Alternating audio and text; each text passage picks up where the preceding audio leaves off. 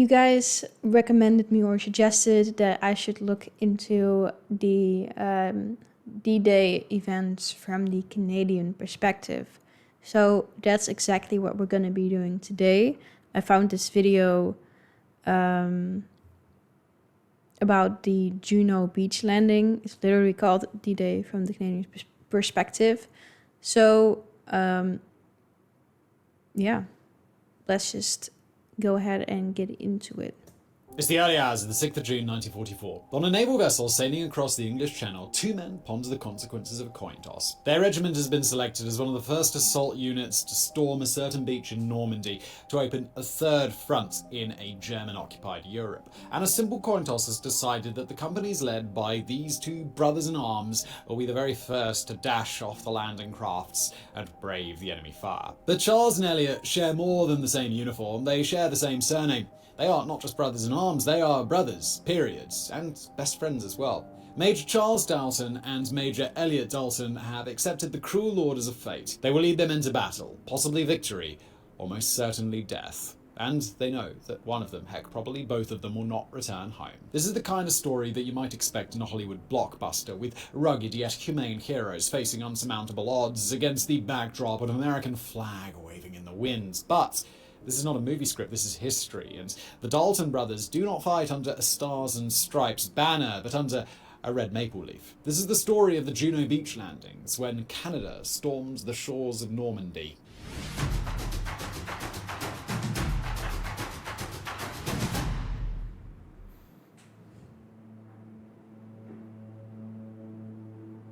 On the 6th of June 1944, D-Day, US General Dwight D. Eisenhower launched the first phase of Operation Overlord, the invasion of Western Europe to open a third front against Nazi Germany, already engaged against the Allies in the Soviet Union and Italy. The first phase of the operation consisted of an assault on the coastline of Normandy, northern France. This was to be the largest seaborne invasion in history. A total of 156,000 US, British and Canadian troops, supported by naval artillery. That's a lot of troops.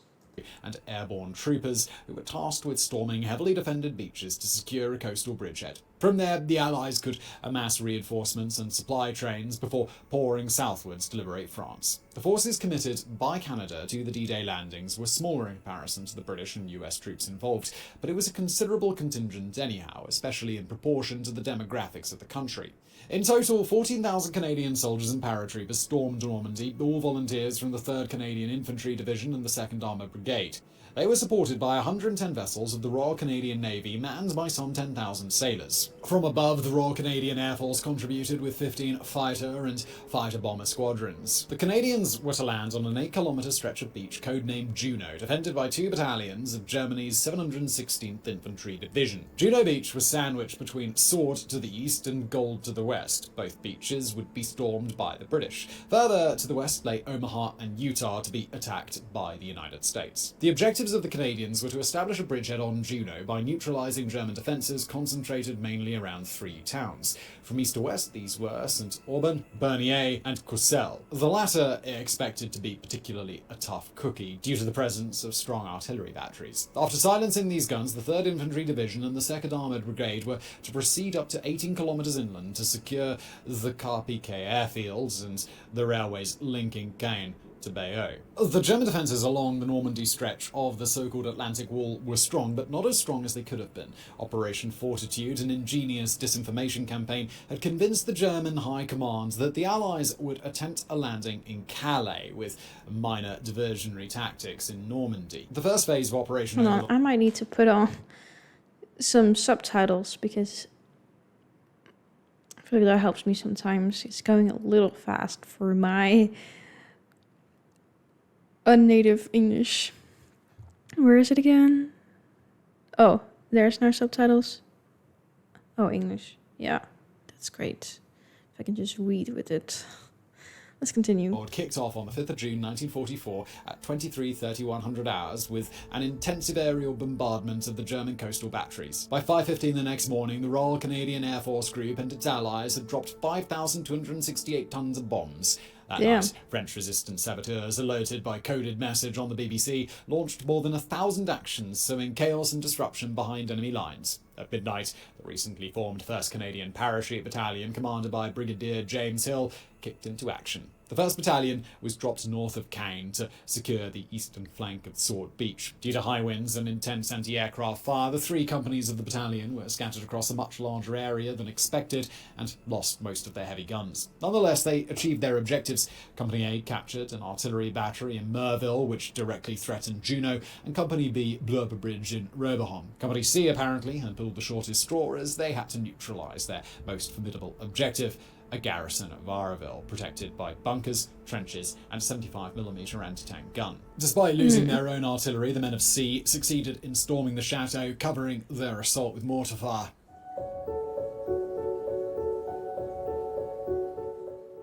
On the early morning of the 6th of June, the sky was overcast, strong winds blew from the northwest, and waves rose up to 2 meters high. The weather on the channel and on Juno 2 meters high?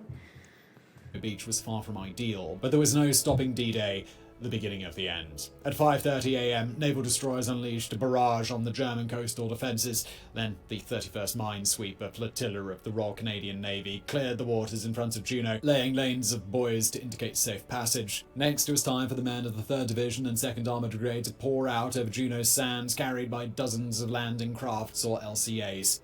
The swarms of LCAs rolled through choppy waters amidst a storm of steel, fire, and shrapnel pouring out from the German fortifications. Men were tossed around like crash test dummies as they succumbed to waves of fear, adrenaline, vomit. The LCAs were closely followed by I'm like, how do you cope with that in the moment? Like, I understand that it has to be done. And it's like, someone has to do it. So it's like, can be really grateful that they did this, but it's like, to be them, yeah, just go based on purely survival instinct, I guess. But the fear you must feel to actually, like, I can't even really imagine that. I always try to put myself in someone else's shoes. But the best that I could imagine, I guess, is if you were to, like, when I would play a video game or whatever, when I was younger, and you had, maybe you were shooting someone, but then it's not a video game, it's real life. So, I don't know.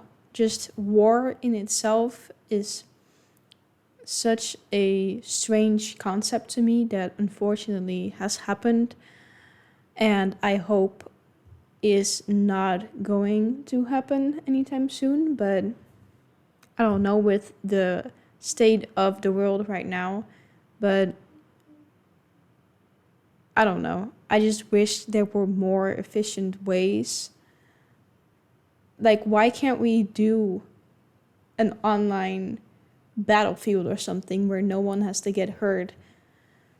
I don't know, to me it's like, yeah, I don't even really know how to put into words what I'm trying to say. I don't have the control to say what can and can't happen, and but yeah, I just wish there were other ways to just deal with conflict. Why is it still a thing to this day? It's like, I don't know. 4 LCTs or landing craft tanks. These were specially designed amphibious assault crafts designed for landing armored vehicles. And as I'm not trying to spread fear or anything, that's not all I'm trying to do, because I don't want to put that energy out there. That's also why I don't really engage with any, I'm not making videos about what Trump says or reacting to what he does. I don't want to really put that energy on my channel, and I hope you guys can respect that. I don't really want to get into that and to bring that energy into my field of energy either, because I feel like it's good to know the state of the world, but to a certain extent, all that's being done is spreading fear and panic, which I don't believe does any good. So stay informed, but don't stay informed to the point where you get just in a state of anxiety. But anyways, that's why I don't want to spread that kind of thing. But yeah, it's good to be aware.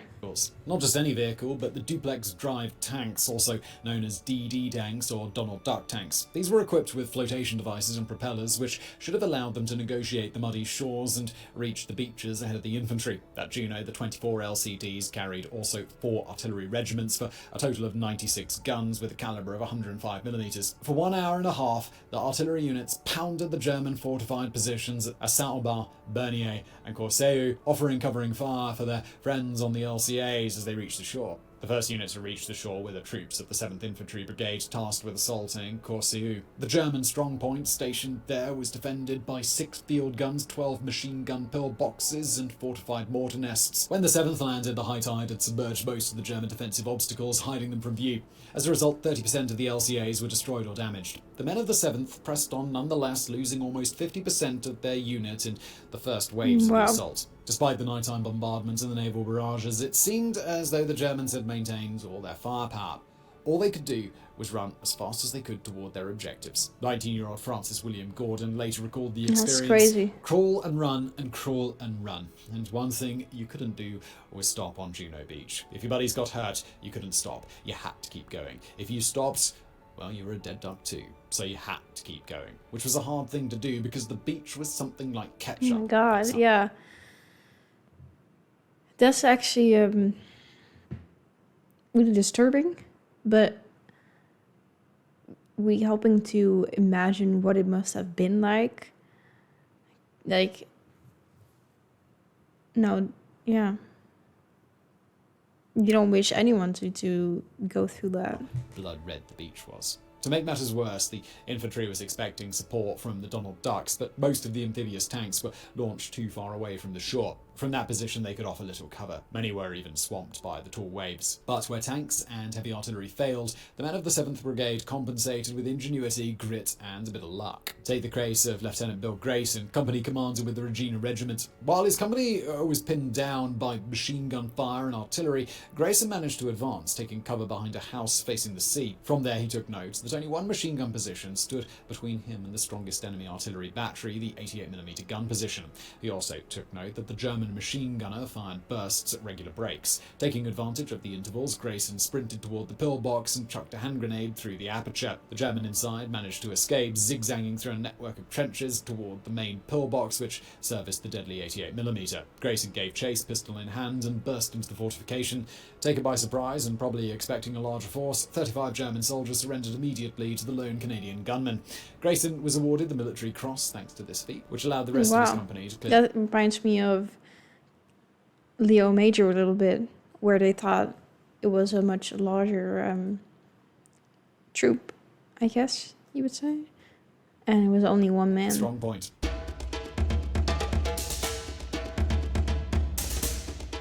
To the east, the town of Bernieres was taken by the men of the Queen's Own Rifles. This is where our friends, the Dalton brothers, saw action. The rifles landed ashore at 8:12 a.m., harassed by heavy machine gun fire. They too had been left unprotected by the Donald Ducks. Nonetheless, their first assault wave raced 200 metres forward, taking out 2 large field guns. Shortly after 9 a.m, the rifles were joined by the self-propelled guns, or SPGs, of the 19th and 14th Artillery Regiments. But the increasing number of vehicles jamming Juno Beach made it difficult for the SPGs to manoeuvre. The rifles would have to face, without artillery cover, also their next obstacle, a sea wall reinforced by pillboxes and concrete bunkers from where the Germans fired their MG42 machine guns and mortars. 65 casualties were claimed by a single machine gun emplacement alongside the sea wall, which had pinned down B Company. Company commander Major Charles Dowson tried to silence the pillbox with carefully aimed shots from his Sten submachine gun. He realised that he could not fire directly into the slits on the pillbox walls. Instead, he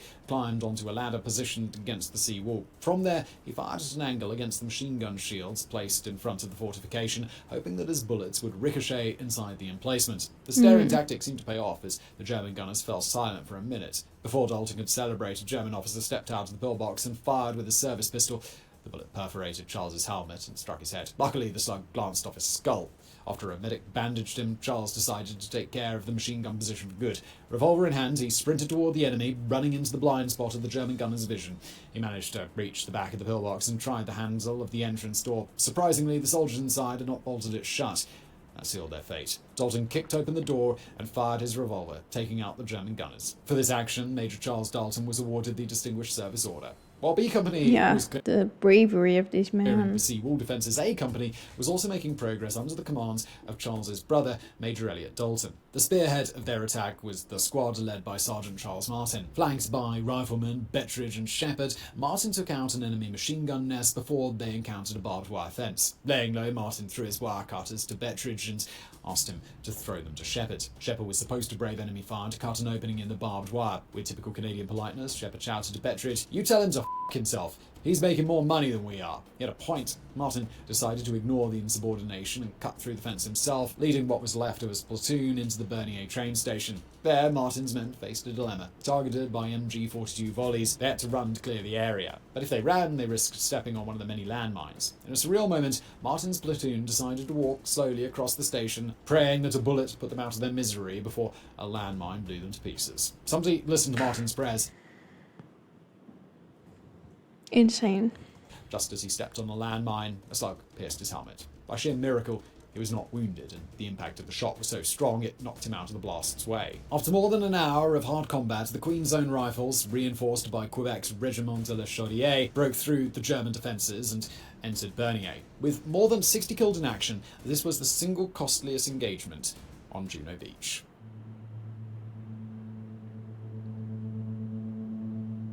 The easternmost sector of Juno Beach was the battlegrounds for the North Shore Regiment, which landed at 8:10 hours. One of the first men to set foot on the sand was 21-year-old Lieutenant Fred Moore.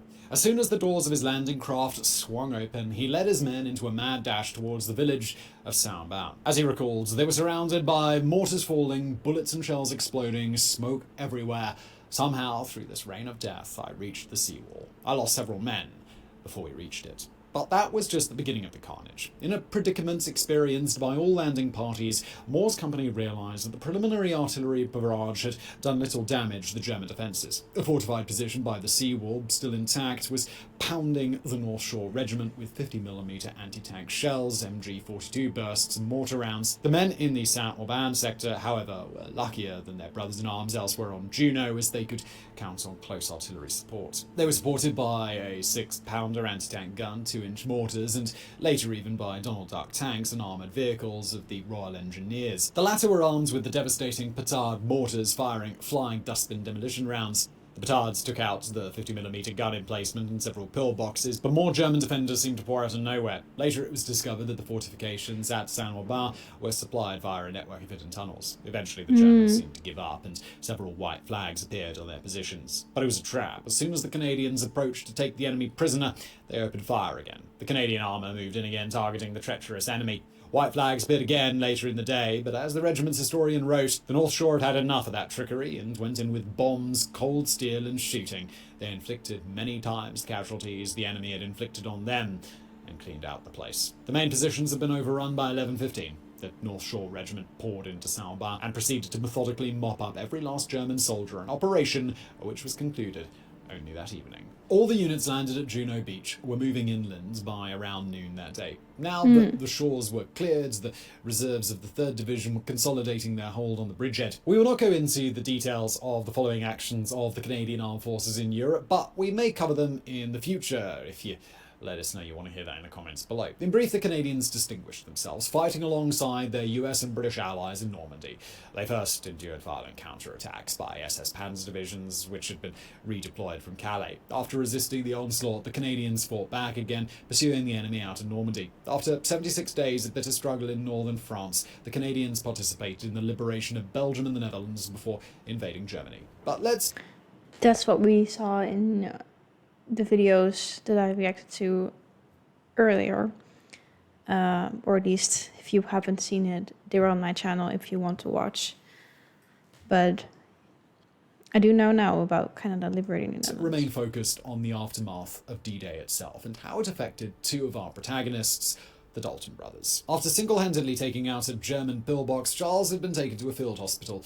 The rounds to his head had only grazed his skull, but he had suffered a serious concussion nonetheless and was bleeding profusely. That very morning, he had pondered with his brother Elliot which one of them was doomed not to return. As he lay in his hospital bed, he suppressed tears when he heard that Elliot had indeed been killed near Bernieres. Luckily, it was just a rumour. Elliot had survived, and while regrouping with his company... Oh, he did survive. Oh my god. Damn. Yeah, I can't imagine being with your brother and then be like, okay, which one of us is dying today? After the battle, word had gotten to him that it was Charles who had actually died. Mercifully, both Dalton boys had survived the ordeal, but many more had not been so lucky. In less than 10 hours of fighting, the 3rd Infantry and the 2nd Armoured Brigade had suffered 1,074 casualties, of which 359 were killed. The adversaries of the 716th Division had lost almost 6,000 men, killed or captured. The contribution of the Canadians to the D-Day landing is often overlooked, at least outside of their home country, overshadowed by the large deployments of forces at Omaha, Utah, Sword and Gold. But what they lacked in quantity, they surely more than compensated for in quality. As the D-Day landings drew to their conclusion, the Canadian forces had managed to advance quite deeply toward the town of Creully, Colombie-sur-Thion, and Annecy. Their furthest advance point was still roughly 9 kilometers away from their main assigned target, the Carpiquet airfield. Nonetheless, the Canadian landing should be considered a resounding success, as they had pushed further south than any other Allied unit on D-Day. Yeah, that's what I heard, or I think some of you guys might have commented that they went pushed further than any other army did, which is crazy considering that they had less men. So he said he made up for it in quality, which, as I can see now, they did. And damn, no, this was a crazy watch. I don't know if I understood everything because it was going a little bit fast for me personally, but I think I did get the overall picture of it. And I want to say years back, I don't know how old exactly I was, but my family and I went on vacation to Normandy. And then we also visited the, I forgot what it's called exactly, but the cemetery of all the soldiers that had passed. And that was a crazy experience to, see all of those white crosses there and be like, okay, all these people have died here. I don't know. That was a crazy experience. But now I know more about the backstory of it, and that just puts it even more into perspective, that moment that I was standing there as a little girl. Well, I don't know how old I was. I was like, a teenager, on the younger side of a teenager, I would say. But yeah, again, much respect for Canada. Anyone who ever did anything like this, and I can't imagine going through that and then going on with your life, but I am very, very grateful for people who have done it.